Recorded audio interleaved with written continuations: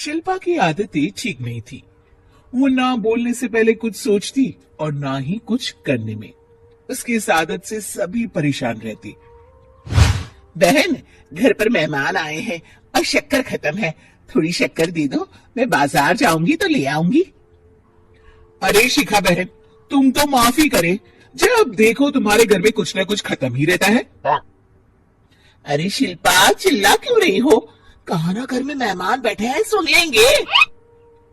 सुन लेंगे तो सुन ले, तुम लोगों की मांगने वाली आदत तो बंद होगी। अच्छा शिल्पा, ना दो शक्कर, लेकिन बात तो अच्छे से करो। एक कटोरी शक्कर के लिए तुमने मेरी बड़ी बेइज्जती कर दी। शिल्पा बड़बड़ाते अंदर चली जाती है तो शिखा भी घर चली जाती है। माँ, क्या हुआ? अरे कुछ नहीं बेटा, पता नहीं कहां कहां से ऐसे पड़ोसी आ जाते हैं, जब देखो तब कुछ ना कुछ मांगने के लिए घंटी बजाते हैं। अब घंटी बजे तो दरवाजा ना खोलना।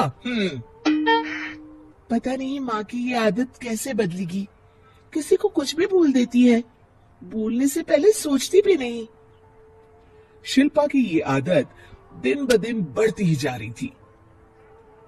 एक दिन शिल्पा के दरवाजे सब्जी वाला आया। सुनो भैया, मुझे ये भिंडी, टिंडे, लौकी और आलू के साथ 1 किलो प्याज दे दो। जी बहन जी। वो एक एक कर सारा सामान पैक कर देता है। कितने पैसे दूं? 220 रुपए पूरे। अरे इतना महंगा नहीं, हाँ मैं तो सिर्फ 150 दूंगी। नहीं नहीं, पैसे तो पूरे लूंगा, नहीं तो सब्जी वापस कर दो। ऐसे कैसे वापस कर दूंगी? मैं तो एक भी सब्जी वापस नहीं करूंगी।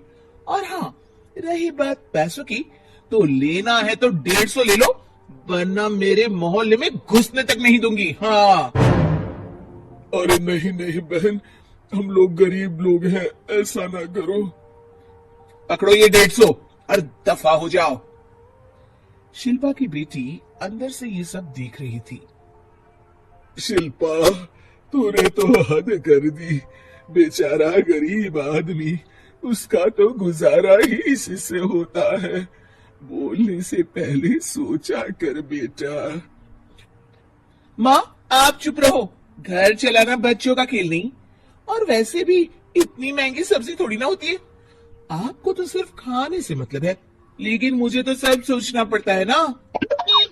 शिल्पा की सास ये बात सुनकर दुखी हो जाती है। शिल्पा की बेटी शिल्पा की ये सारी बातें सुन रही होती है। शिल्पा की बेटी एक दिन माँ से कहती है, माँ, ओ माँ, जरा यहाँ तो आना। ओहो, क्या हुआ? क्यों चिल्ला रही हो ऐसे बेटा? हुआ क्या, ये देखिए मेरी स्कूल की ड्रेस कितनी गंदी हो गई है, इसे कौन धोएगा? लेकिन ये तो साफ है बेटा, मैंने अपने हाथ से खुद साफ किया है। माँ, ये ड्रेस इतनी गंदी है कि मैं इसे पहन ही नहीं सकती, चलो मुझे बाजार से नई दिलाओ। शिल्पा दुखी हो जाती है और वहां से चली जाती है कि तभी सामने उसकी सास मिल जाती है। शिल्पा, अरे ओ शिल्पा, ये क्या सब्जी बनाई है? ऐसे भी कोई सब्जी बनाता है? शिल्पा सास की इस हरकत से सख्ते में आ जाती है। अरे माँ को तो मैं जो बना दूं उन्हें वो पसंद आ जाता था, फिर आज वो ऐसा व्यवहार क्यों कर रही हैं? शिल्पा कुछ समझ पाती कि थोड़ी ही देर में उसका पति आ जाता है। अरे शिल्पा, ये क्या है? क्या हुआ आपको?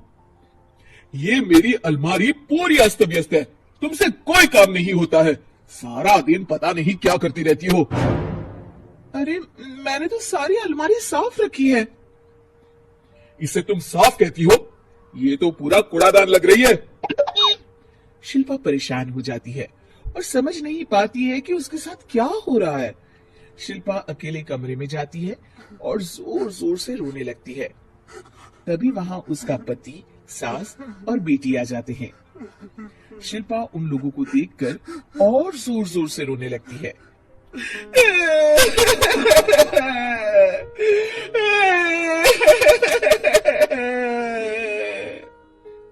कि तभी उसकी सास उससे कहती है, क्या हुआ? यहाँ बैठकर रोती रहोगी या फिर खाने को भी कुछ बनाओगी? माँ, पहले आप बताएं, आप लोगों को क्या हुआ है जो मुझसे ऐसा व्यवहार कर रहे हैं? वही हुआ है जो तुम्हें रोज होता है। मैं समझी नहीं। माँ, आज घर वालों ने आपसे बुरा व्यवहार किया तो आपको कितना बुरा लगा ना? हाँ, मुझे बहुत बुरा लगा। मुझे अच्छा नहीं लगता कोई मुझसे इस तरह से बात करे। सही कहा शिल्पा, जो चीज तुम्हें खुद के लिए अच्छी नहीं लगती वो तुम्हें दूसरों के साथ भी तो नहीं करनी चाहिए। बेटा, हम तुम्हारे अपने हैं, फिर भी तुम्हें अपनों की बात का बुरा लगा। लेकिन सोचो, जिन बाहर के लोगों से तुम ऐसा व्यवहार करती हो उन्हें कैसा लगता होगा। हाँ माँ, आप सच कह रही हैं। मैं आप लोगों से माफी मांगती हूँ। मुझे कड़वा नहीं बोलना चाहिए। मैं समझ गई। मैं आपकी हूँ इसलिए आप लोगों ने मुझे सुधरने का वक्त दिया और मेरा साथ दिया। लेकिन जिन बाहर के लोगों से मैं बुरा व्यवहार करती आई, वो लोग मेरे कड़वे बोल से कितने दुखी होते होंगे। मैं वादा करती हूँ, आज से ऐसा व्यवहार किसी के साथ नहीं करूंगी। सीख, हमें दूसरों के साथ वैसा ही व्यवहार करना चाहिए जो हम खुद के लिए अपेक्षा करते हैं।